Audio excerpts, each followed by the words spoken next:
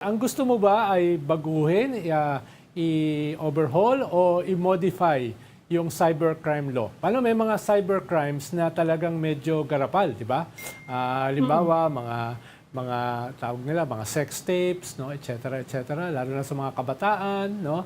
Yung mga Yeah. revenge porn, no? Yung mga ganun ba na hindi lang ito usapin ng mga media. Usapin din to Yeah. ng yung buong weaponization ng internet para sa mga less than noble aspirations. Yeah. Ang nakakalungkot dito sa Cybercrime Prevention Act kasi they lump together itong yung mga binanggit mo na totoong krimen na importante naman dapat talaga supuin ng gobyerno no. Nilamp nila dito yung libel at dito nga dahil nga criminal yung nature ng offense na ito, yun ang talagang matindi sa pagdating sa kaso ng mga journalist, ng mga vlogger o kung sino man na gustong mag-express ng sarili na. Kaya ang panawagan natin dito sa Llamas is that i-decriminalize ang libel. I mean, this is not just pertaining to the cyber law kasi yung pinaka-main anchor na law nitong Cybercrime Prevention Act when it comes to libel, yung libel law nga natin sa Revised Penal Code, right?